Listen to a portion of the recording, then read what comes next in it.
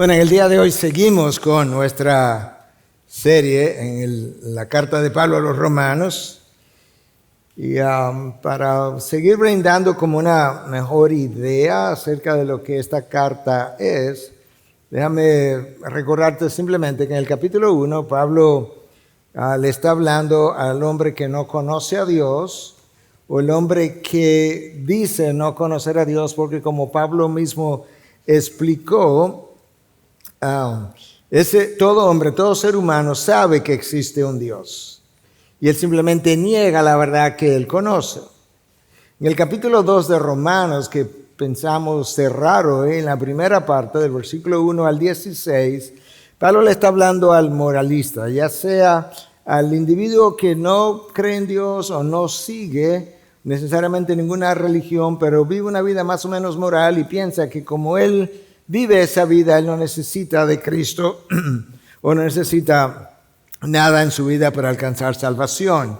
Pero puede estarle hablando, como en efecto así era, al judío también que se consideraba justo en sí mismo, pero pudiera estarnos hablando a nosotros como cristianos que por igual pudiéramos estar llevando una vida esforzada y en nuestro esfuerzo creer que de cierta manera estamos contribuyendo a la ganancia de nuestra salvación. Pero lo que Pablo estaba tratando de hacer en la segunda parte del capítulo 2 de Romanos, ya no en toda la primera parte de ese capítulo, pero en la segunda que vamos a leer hoy, lo que él está tratando de hacer es ayudarle a los judíos de su tiempo a ver que es posible tener una religión incluso relacionada al Dios verdadero y no tener una relación con ese mismo Dios. Notaste que hablé de tener una religión sin una relación.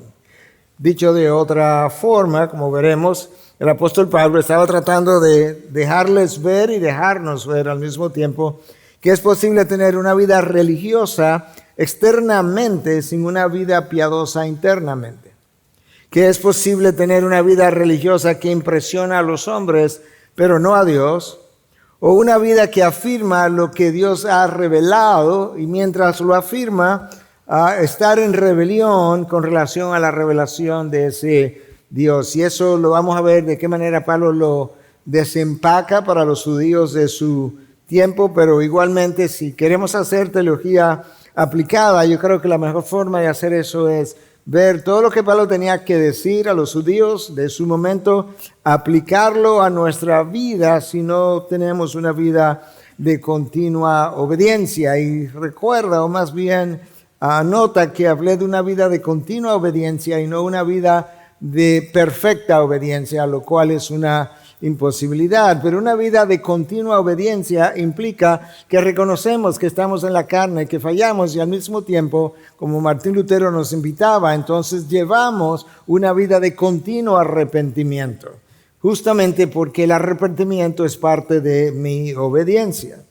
Entonces ahora, con eso en mente, debido a que Pablo le estaba hablando a los judíos de su época con relación a su confianza en la ley, en la circuncisión y todo lo demás, en vez de usar ese contexto para el título de mi mensaje, yo en esencia lo he titulado ¿Crees la Biblia o vives la Biblia?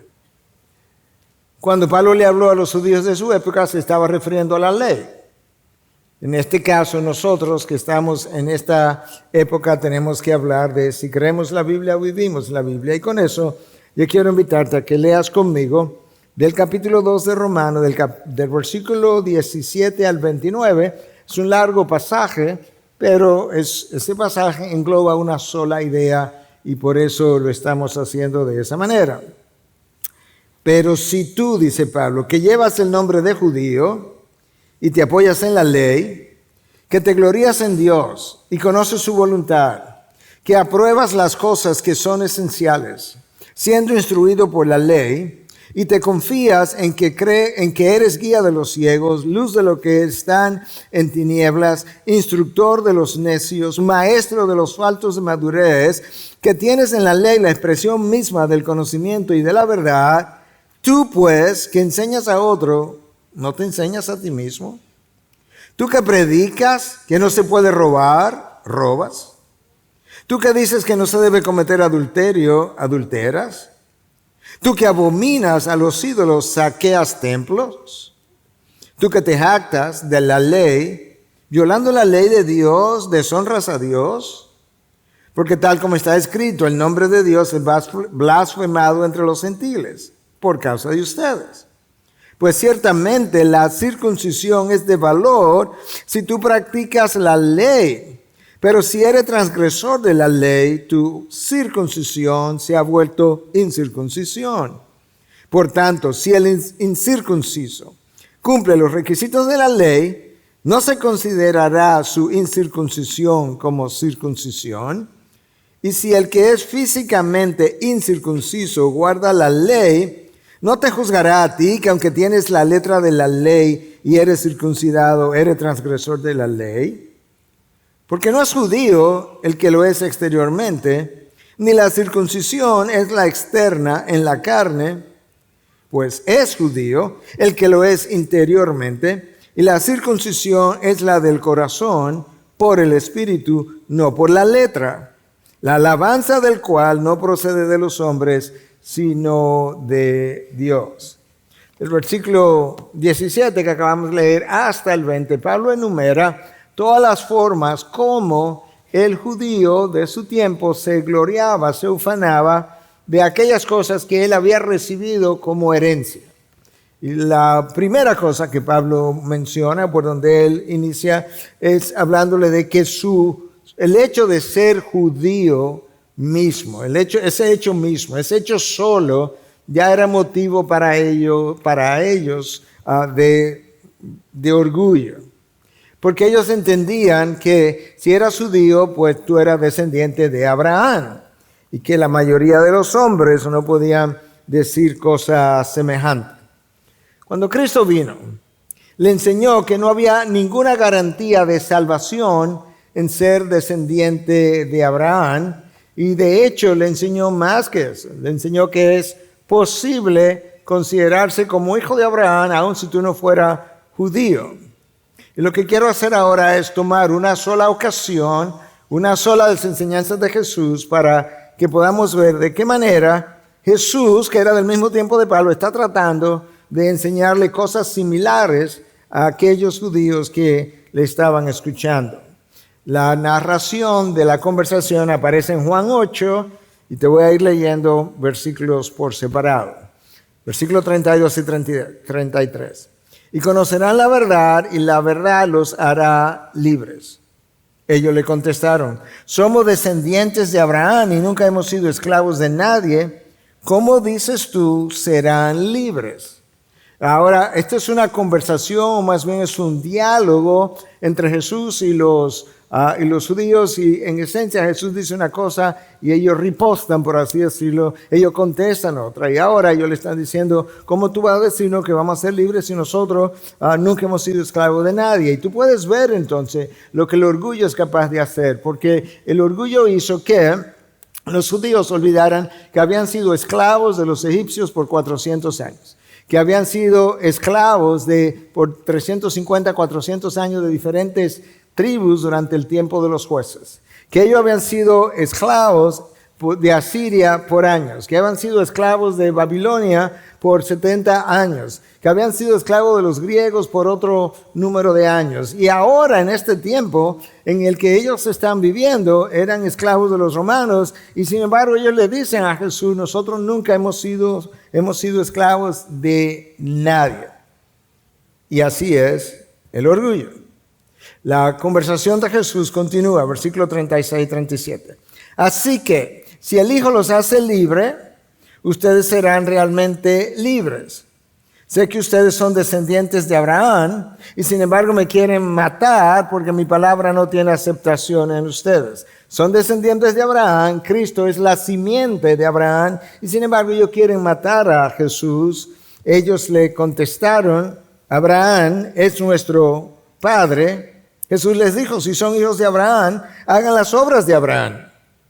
Versículo 41. Ustedes hacen las obras de su padre. Ellos le dijeron, nosotros no nacimos de fornicación, tenemos un padre, es decir, Dios. Jesús les responde, ustedes son de su padre el diablo y quieren hacer los deseos de su padre. Aquí está Cristo ayudándoles a ver que aunque ellos eran descendientes de Abraham, espiritualmente eran otra cosa, no eran tales descendientes, no eran herederos, por así decirlo, de la salvación, por lo menos hasta ese momento.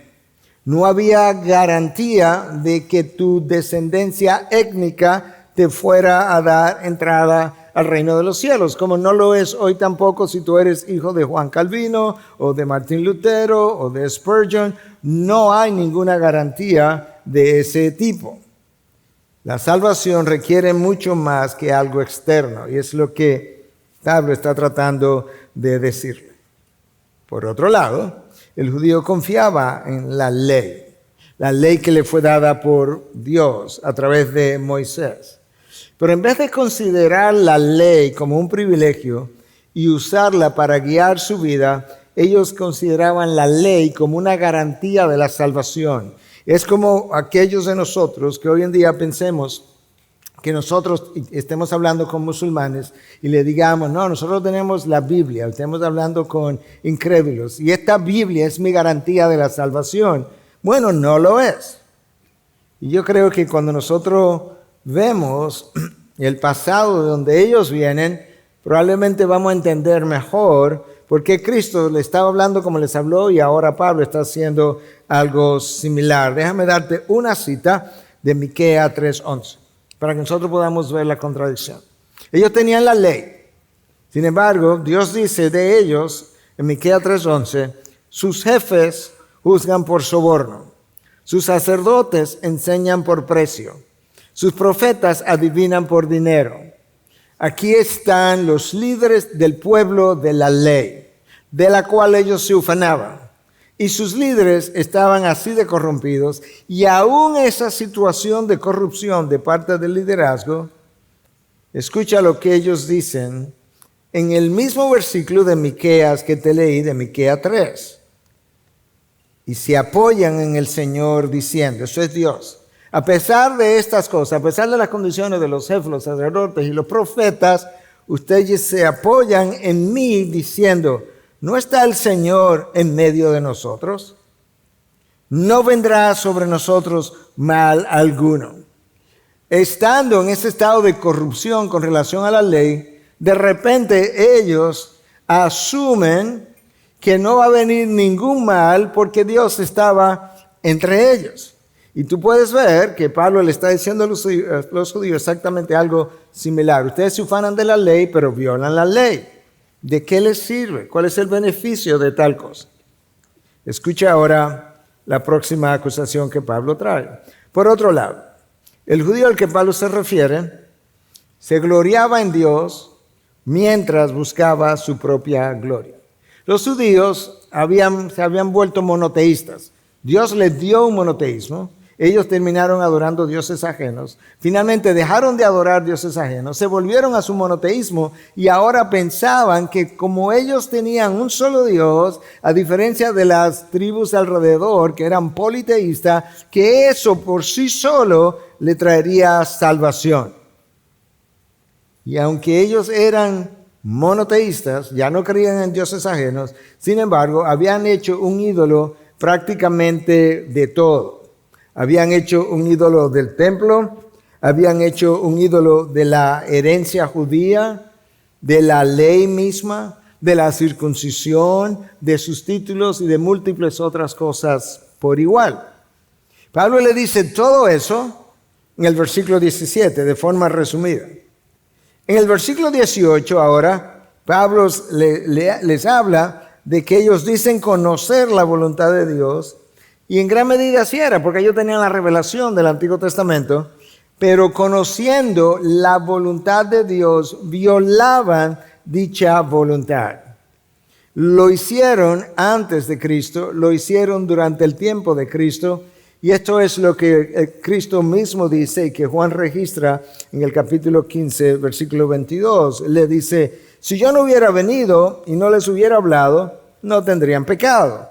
Pero ahora no tienen excusa por su pecado. En otras palabras, una vez nosotros tenemos conocimiento, en el caso de los judíos, de la ley, una vez nosotros tenemos conocimiento de la palabra, nosotros no tenemos excusa para nuestro pecado porque está descrito cómo es lo que Dios permite, lo que Dios no permite, cómo debiera ser. Y eso es lo que Pablo le está diciendo a los judíos. Pero ustedes se jactan de que conocen la voluntad de Dios, ustedes se jactan de que tienen la ley, y sin embargo, ustedes viven violando la ley.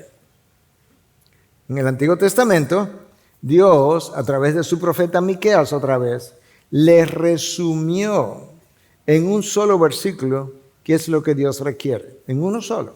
Nosotros de hecho cantamos una canción acerca de ese solo versículo. Escúchalo en Miqueas 6:8. Él, Dios, te ha declarado, oh hombre, lo que es bueno. ¿Y qué es lo que demanda el Señor de ti? Sino solo, ¿qué es lo que Dios demanda de nosotros? Dios dice, oye, lo único que te voy a pedir es solo practica la justicia, ama la misericordia, anda humildemente con tu Dios. Y eso es exactamente lo que Cristo condena en ellos cuando viene y comienza a enseñarles, si ustedes dan el diezmo del comino, de la menta, de una serie de cosas, de cualquier cosa que ustedes produzcan, tratan de dar el diezmo. Sin embargo, se han olvidado de las cosas más importantes y le habla de la ausencia de esa misericordia en ellos. Pero aún así, ellos entendían que ellos conocían no solamente la voluntad de Dios, conocían las cosas esenciales, cardinales, le dice Pablo en el versículo 18, de la revelación de Dios. Pablo tiene una o dos cosas más que señalar. Y les dice en el versículo 19, ustedes se consideran guía de los ciegos, y se supone que lo sean. Se consideran luz de los que están en tinieblas. Sí, se supone que lo sean. De hecho, nosotros también. Dios nos llamó la luz del mundo. La luz para un mundo que está en tinieblas. La luz de un mundo que no tiene su revelación. Pero Dios le había dicho lo mismo al pueblo judío. Entonces ellos se consideraban así y por consiguiente entendían que eso era no solamente un privilegio, sino garantía de su salvación. Cuando Cristo viene, recuerda que Cristo y Pablo son de la misma época.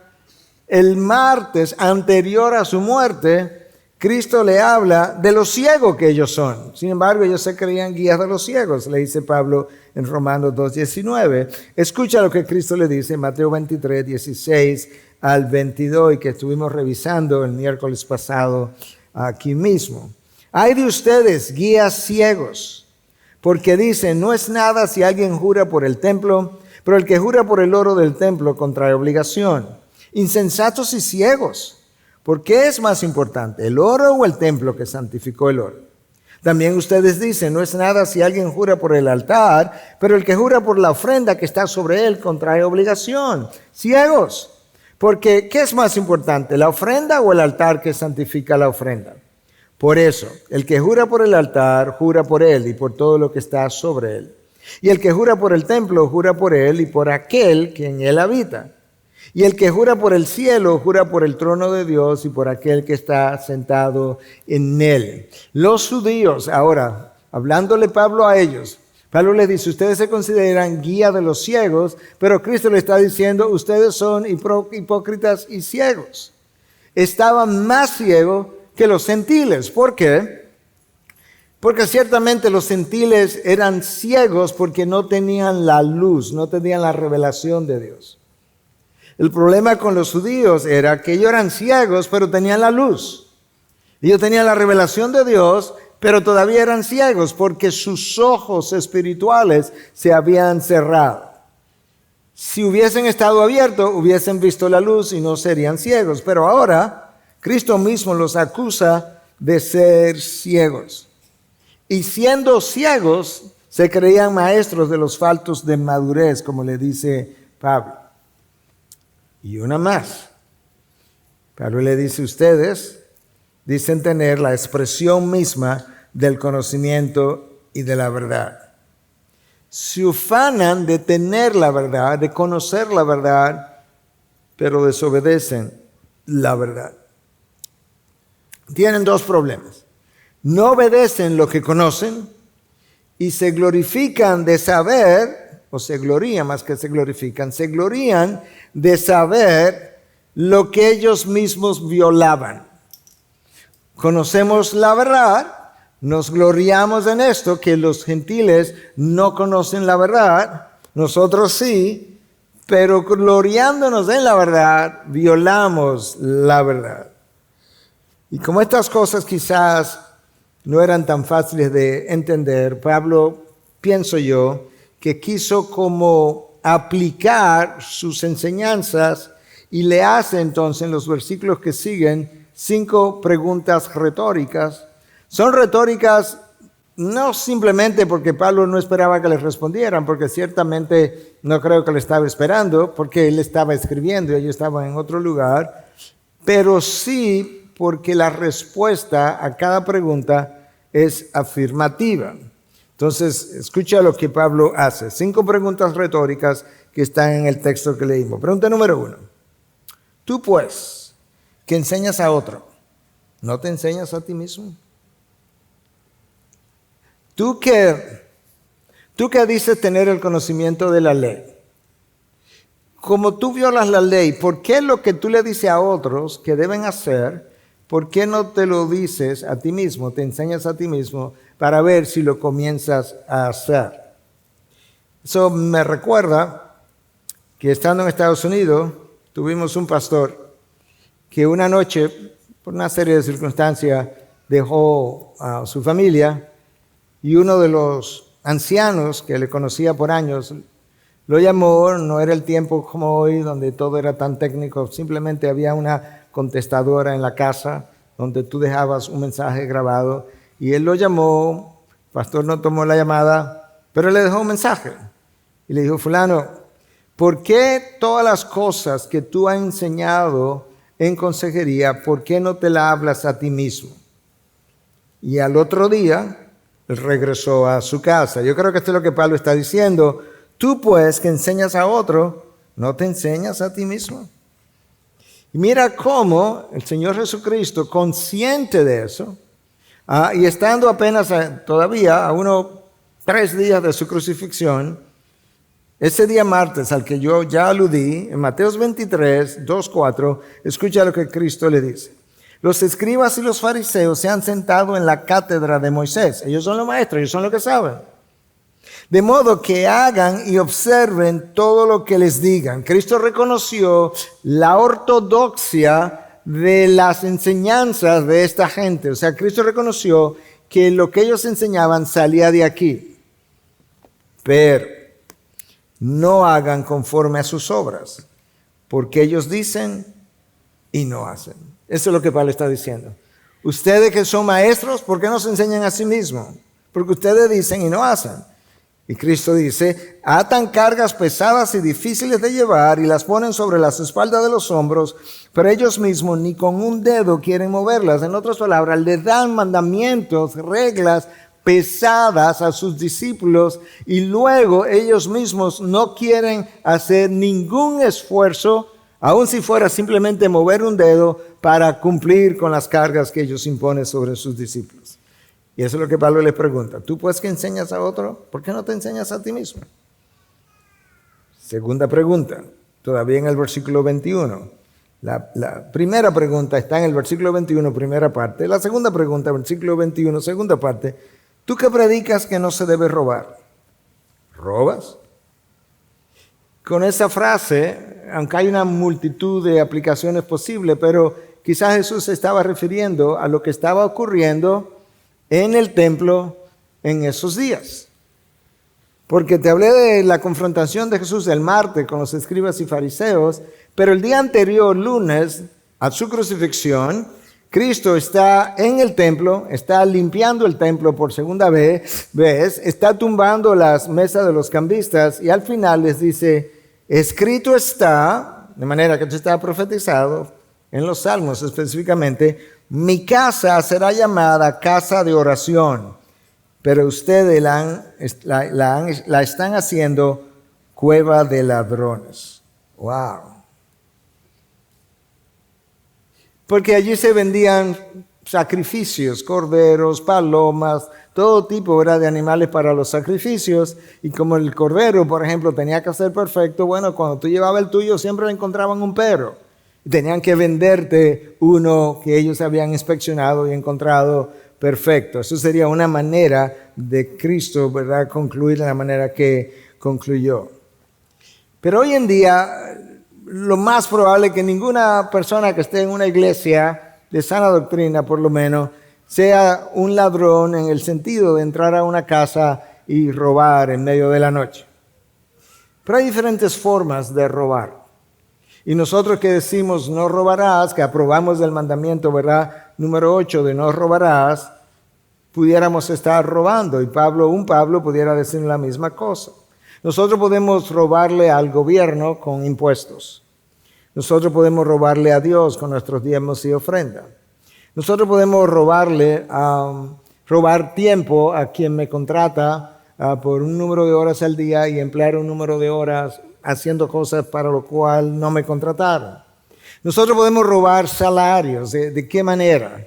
Bueno, hay un salario que tú contratas a alguien y le pagas un salario, alguien que está en necesidad, le paga un salario que es la costumbre de lo que se paga en la sociedad, pero tú sabes que ese salario está muy mal pago, pero tú estás reteniendo, o yo estoy reteniendo una parte del salario que realmente le corresponde a ese obrero, y la lista pudiera ser interminable. Tenemos que hablar de esas cosas, porque si no pensamos, bueno, pero es que eso fue en el templo y esa cosa no pasa, ¿no? Y ni tenemos un templo así. Pero tenemos que aplicarlo a nuestras vidas. Pregunta número 3. ¿Tú qué dices que no se debe cometer adulterio? ¿Adulteras? Y ahora tenemos que de nuevo volvernos a poner en los días de Pablo y los judíos.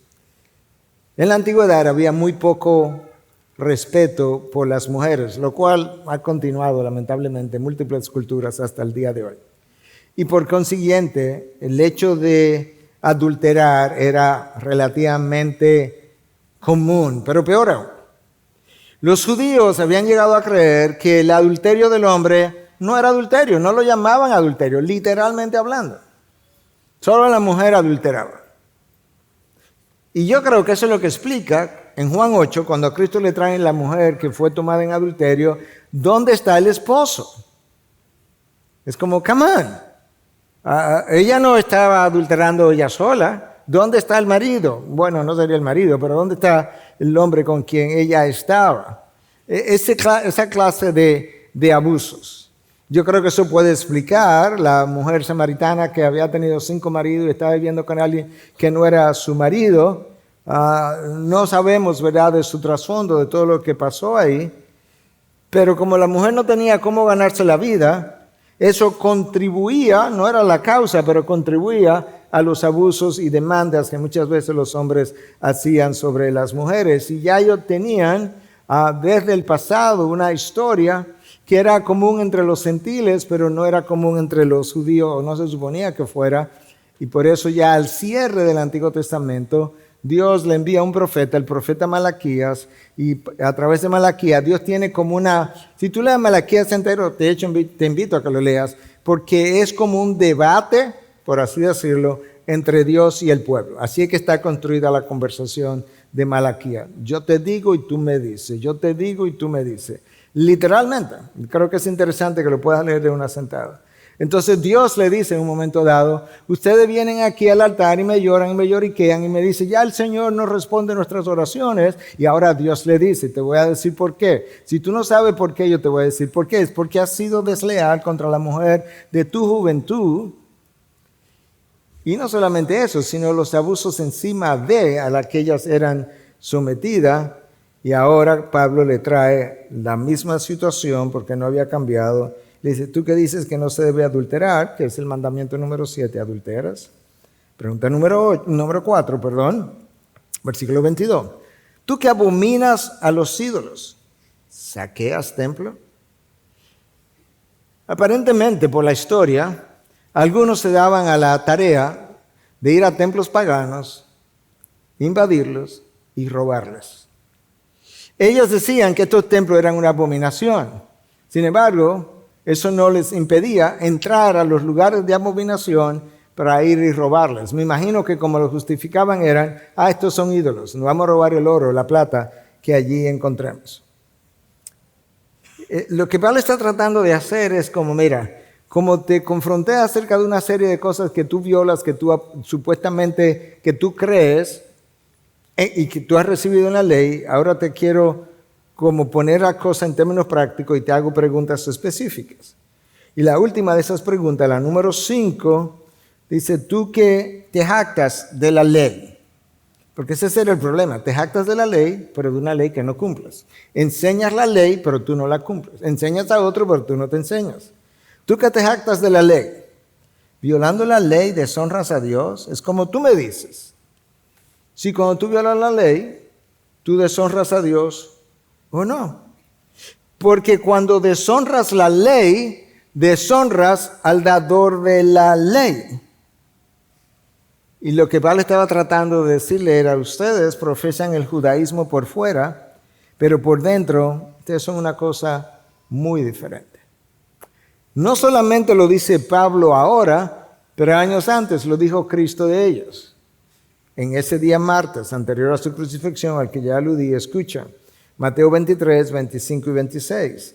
Ay de ustedes, escribas y fariseos, hipócritas, que limpian el exterior del vaso y del plato, pero por dentro están llenos de robo. Ahí está otra vez la acusación de robo para ellos y de desenfreno. Fariseo ciego, limpia primero lo de adentro del vaso y del plato para que lo de afuera también quede limpio. Cristo continúa, versículos 27 y 28. Ay de ustedes, escribas y fariseos hipócritas, que son semejantes a sepulcros blanqueados. Por fuera lucen hermosos, pero por dentro están llenos de huesos muertos y de toda inmundicia.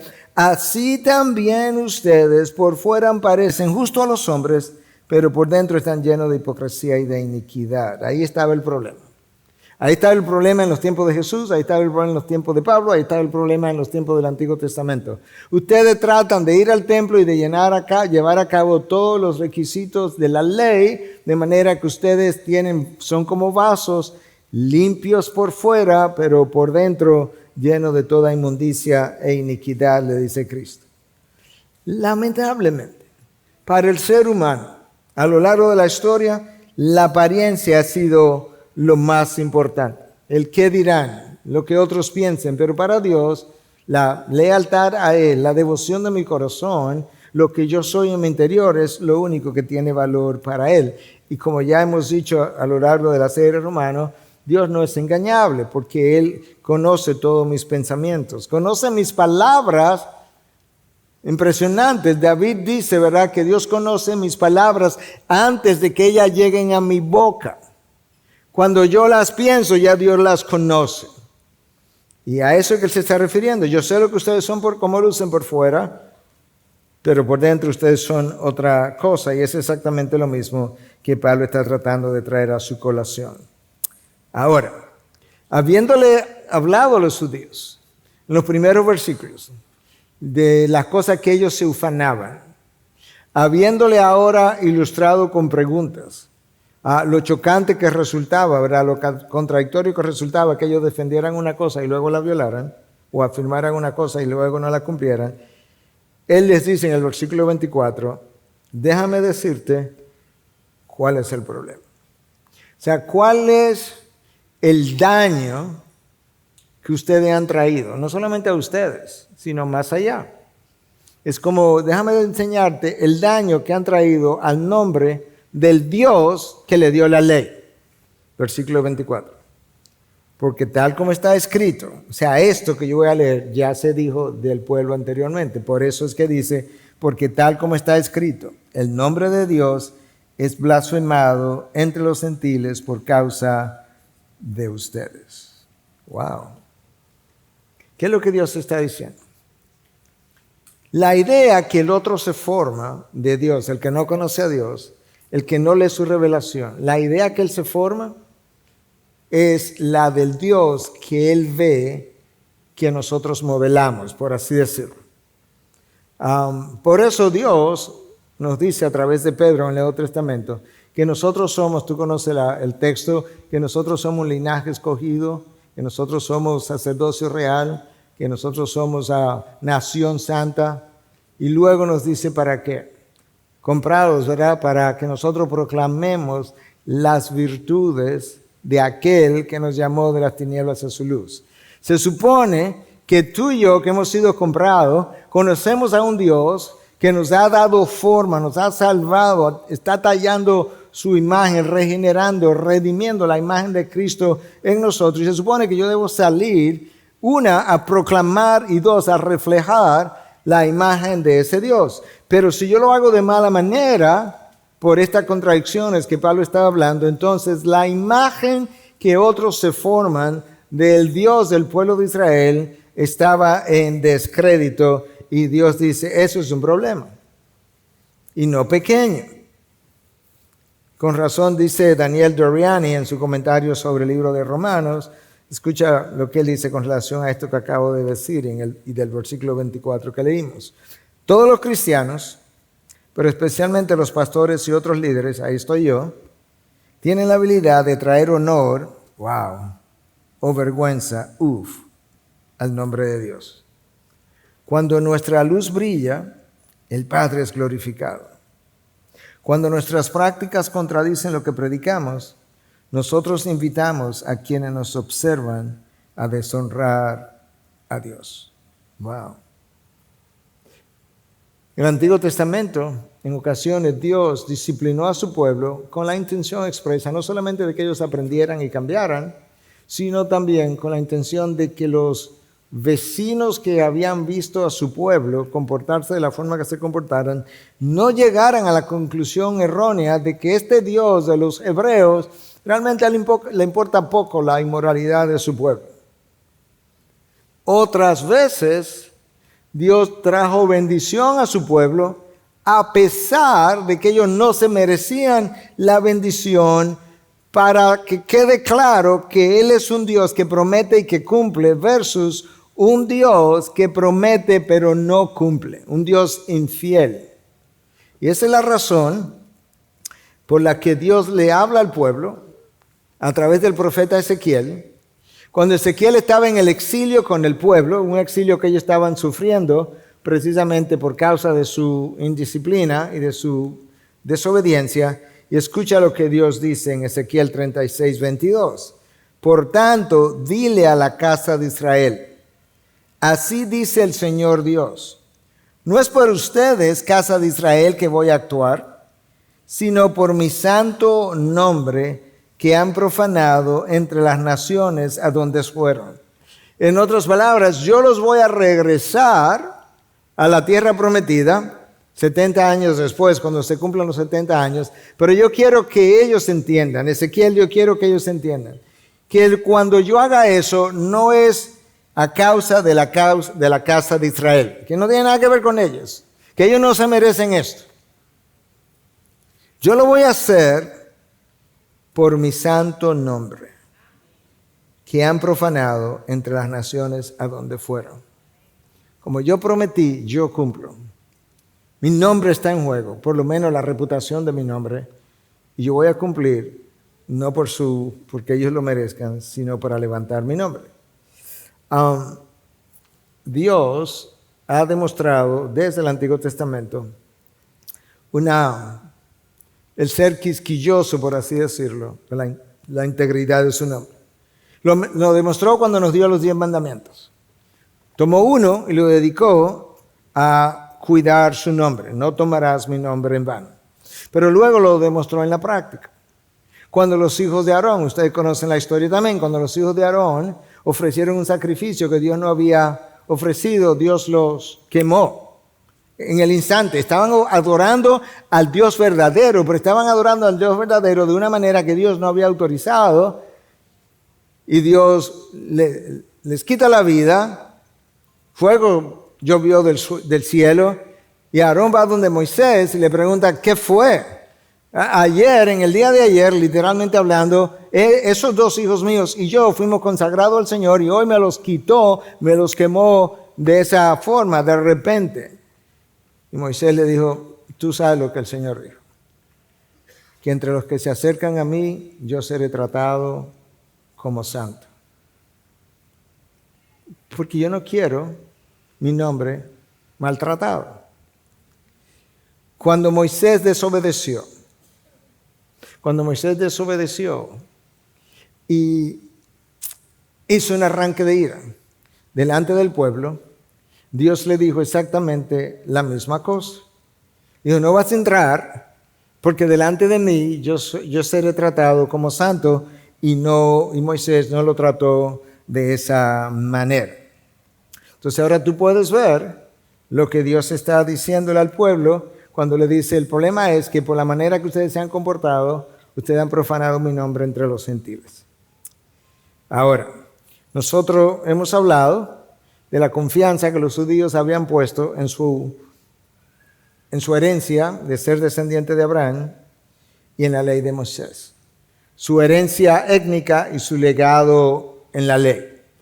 Pero ellos tenían un elemento más sobre los cuales ellos habían depositado confianza. Y tenía que ver con la circuncisión. ¿Ok? Ese es el tercer elemento. Ellos habían idolatrado tanto el rito de la circuncisión que escucha lo que el teólogo Charles Hodge dice con relación a cómo ellos pensaban de la circuncisión.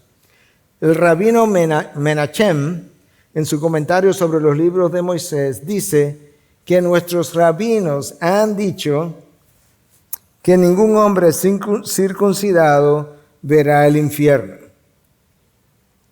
La cita agrega que Dios había jurado, según ellos, que ninguna persona que hubiese sido circuncidada sería enviado al infierno.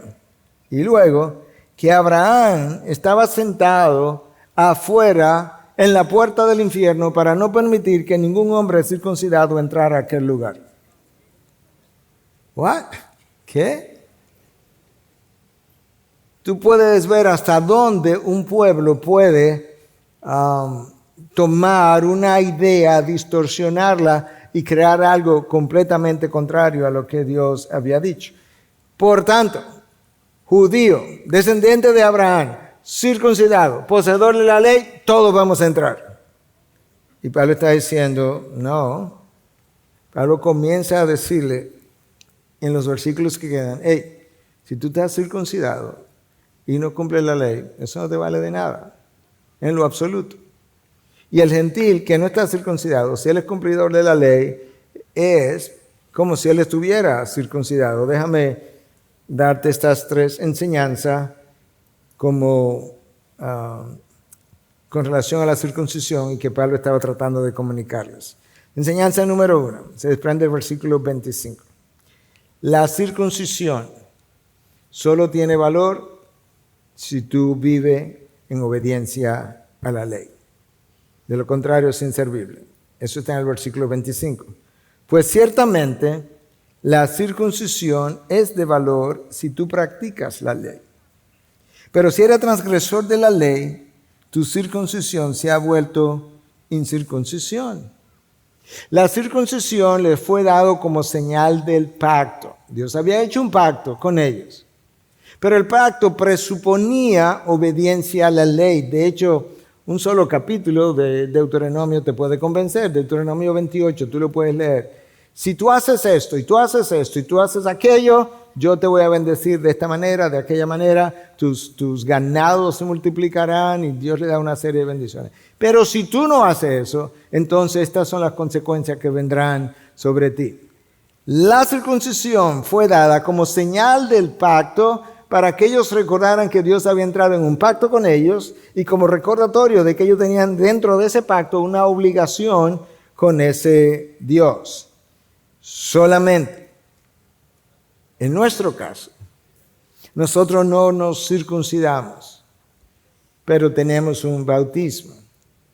Entonces, en ocasiones tú preguntas, cuando alguien te habla de alguien, quieren que oren por él o por ella, o una visita a la clínica, al hospital, y él es creyente o ella es creyente. Bueno, él se bautizó una vez.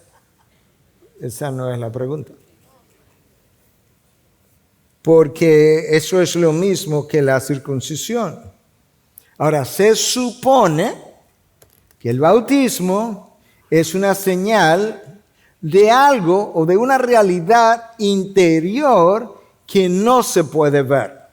Entonces, en el mejor caso, el bautismo, claro que revela algo importante y es el nuevo nacimiento del creyente. Sí, pero eso es en el mejor caso. Pero al igual que la circuncisión puede ser mal usada. Segunda enseñanza de Pablo del versículo siguiente, del 26. Si el gentil no es circuncidado, pero cumple la ley de Dios, pudiera ser considerada como una persona que tuvo la circuncisión. Míralo aquí, versículo 26. Por tanto, si el incircunciso cumple los requisitos de la ley, no se considerará su incircuncisión como circuncisión. Bueno, si esa persona, gentil, que sería el incrédulo, llega a tener una vida piadosa, verdadera, la conclusión sería, en nuestros días, de alguna manera, Dios le hizo nacer de nuevo y su vida piadosa es la expresión externa de su condición interna. Y en este caso, lo que Pablo está diciendo, si el incircunciso obedece la ley, la única manera que él puede cumplir la ley, aunque no perfectamente, es si el Espíritu Santo lo regenera. Si él cumple la ley, entonces ahora su incircuncisión se toma como circuncisión.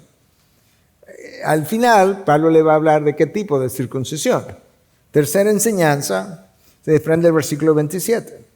El gentil que no es circuncidado, pero vive en obediencia, como que de cierta manera se constituye en un testigo en contra del judío que vive en desobediencia. Mira cómo Pablo lo dice en el versículo 27.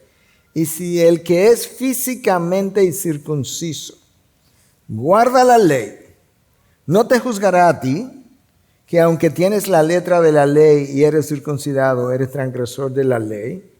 En otras palabras, el gentil que no tiene la circuncisión está viviendo más en consonancia que la ley que el judío que tiene la circuncisión. El gentil mismo, en cierta manera, es un testigo en contra del judío que pudiera decirle, hey, ¿de qué te sirve estar circuncidado si no vives conforme a la ley que nos dio la circuncisión?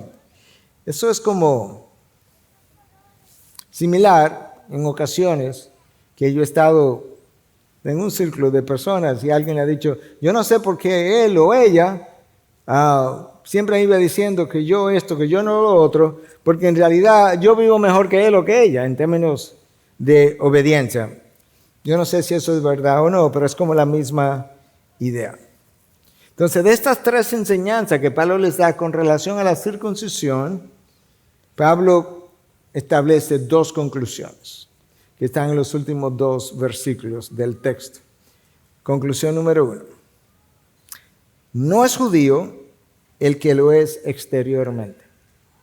Olvídate de la circuncisión, olvídate incluso de la aparente obediencia a la ley, pero tampoco la circuncisión es la externa o en la carne. Hay una circuncisión, pero la verdadera no es externa, no es en la carne. En otras palabras, en los tiempos de Pablo, él pudo haber dicho, ustedes pueden nacer de padres judíos, ustedes pueden ser criados en el judaísmo, ustedes pueden haber recibido la circuncisión al 8º día, ustedes pueden haber ido al templo o a las sinagogas, ustedes pudieran haber observado las diferentes fiestas judías y aún así no tener una relación verdadera con el Dios de los judíos o con el Dios de ustedes. De igual modo, en el día de hoy, nosotros podemos nacer de padres cristianos, recibir una educación cristiana, ser enviado a un colegio cristiano, hacer una profesión de fe, bautizarme, ir a la iglesia los domingos, ser miembro de una iglesia ortodoxa, participar en actividades de una iglesia ortodoxa, y todavía hay una posibilidad de que yo no sea creyente. Y lo hemos visto en los últimos 10 o 15 años, el número de pastores que han desertado, han abandonado la fe y han apostatado de la fe. De manera que todo eso es posible. Porque lo que testifica acerca de una verdadera conversión es una vida de obediencia continua. Una vez más, no es una vida de obediencia perfecta. No, pero cuando la vida de obediencia continua se rompe, entonces la otra forma de obedecer es el arrepentimiento. De ahí que la primera tesis de las 95 tesis de Martín Lutero era justamente que cuando Cristo nos llamó a arrepentirnos, nos llamó a arrepentirnos el resto de nuestra vida. Eso es como la mejor forma de decirlo. En el día de ayer, alguien me escribió, alguien de fuera de aquí, por cierto, me dice que había visto un clip, un video corto, donde yo hablaba del amor a Dios y una serie de cosas. Entonces me pregunta de forma muy genuina que cómo yo sé, cómo sabe una persona si ama a Dios. Y entonces le respondí en la madrugada de hoy, que fue cuando tuve el tiempo de hacerlo. Le dije, bueno, te voy a responder con la palabra, porque creo que es la única forma de hacerlo. Cristo dijo, si me amáis, obedeced mis mandamientos. Entonces, la mejor evidencia de que verdaderamente amo a Dios es si obedezco los mandamientos de Dios. Pastor, ¿qué pasa cuando tropiezo y no obedezco? Obedezco de otra forma, me arrepiento y comienzo entonces a enmendar lo ocurrido. Entonces, de esto que está hablando Pablo, de que el ser humano, en el caso del judío, para que pueda realmente considerar de algún valor su judaísmo en sus días, tenía que vivir conforme a lo que el judaísmo establecía y era una obediencia a la ley de Dios. Conclusión número 2. El verdadero judío que es salvo ha llegado a hacerlo porque algo ha pasado en su interior. ¿Qué es eso? Bueno, míralo aquí, como Pablo le dice, versículo 29. Pues es judío el que lo es interiormente. Y la circuncisión es la del corazón, por el espíritu, no con un objeto cortante, no por la letra, o sea, no es la letra la que causa la circuncisión, es el Espíritu de Dios. Y luego Pablo concluye, la alabanza del cual no procede, la alabanza de ese hombre que ha sido circuncidado por el Espíritu, no procede de los hombres, sino de Dios. A eso se estaba refiriendo el apóstol Pablo. En el Antiguo Testamento ya Dios reveló a través de Jeremías y de otros, incluso otros de los profetas, que la circuncisión que era de valor es la que Dios vendría a hacer en tiempos futuros, que sería de corazón, y entonces en ese momento Él estaría escribiendo su ley en el corazón de nosotros, que es lo que se supone ha pasado en la realidad de cada creyente considerado como un cristiano genuino. Dios lo circuncidó de corazón, regeneró el corazón por medio de su espíritu y no por la letra de la ley. Lo que Dios valora, revelado desde el Antiguo Testamento, es el interior de cada ser humano. Samuel estaba pendiente de la apariencia de los hijos de David, tú recuerdas la historia, y estaba pensando, ¿verdad?, que el más hermoso de ellos, el más alto, el más corpulento, era probablemente la elección. Y Dios dice, no es él. Es el más chiquito, el más joven, el de menos experiencia, porque yo no soy como los hombres. Yo no miro lo externo, sino lo interior del corazón. De manera que, a la hora de pensar con qué me quedo de todo lo que Pablo tiene que decirle a los judíos en ese momento, pero que tiene aplicación para cada uno de nosotros hoy, es lo siguiente. Lo que Dios valora no es solamente mi condición interior, pero de eso que estamos llamando condición interior, ¿qué es? ¿Cómo se llama? ¿Cómo se deletrea de forma resumida? Y esto es, Dios valora mi lealtad a Él de manera exclusiva, y mi devoción, la devoción de mi corazón, mi lealtad a Dios, no dos señores, porque sirvo a uno y odio al otro, mi lealtad a Dios de manera exclusiva, y luego mi devoción, la devoción de mi corazón, exclusivamente para Él, y eso se traduce en una vida de obediencia continua, no perfecta. De hecho, aquellos de ustedes que o han leído o han visto la portada de mi libro que se llama En el poder del Espíritu, abajo dice una vida de continua obediencia. Una vida de continua obediencia solo es posible en el poder del Espíritu. Y esa vida solo es posible cuando mi corazón ha sido regenerado y ciertamente he nacido de nuevo y el Espíritu viene a morar en mí y viene a llenarme para que yo pueda vivir la vida que Dios demanda. Eso es lo impresionante de nuestro Dios. Y así oraba Agustín hace 1600 y tantos años atrás. Agustín oraba y decía: Dios, demanda, pide lo que tú quieres. Lo que tú quieras, no importa lo difícil que pudiera ser. Pero concede lo que tú demandas. En otras palabras, Dios, tú tienes demandas muy altas. Muy bien, demándalo, tú tienes el derecho. Pero concédenos lo que yo necesito para llenar tus demandas, porque yo no lo tengo y yo no puedo, ni tú tampoco. Y eso es como es. Y esa es la vida en el Espíritu, que viene luego de haber sido regenerado.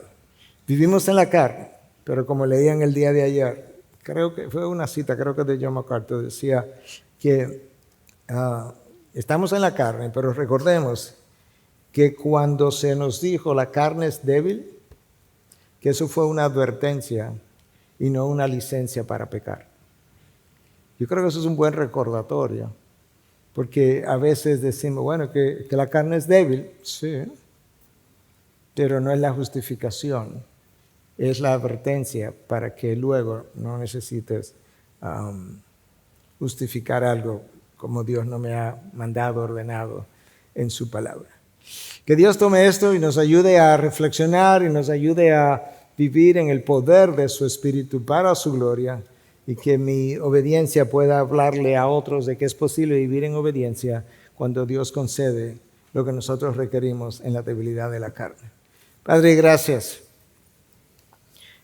Gracias por tu palabra. Te decíamos al principio con la canción, habla, oh Dios, y luego enséñame a obedecer humildemente.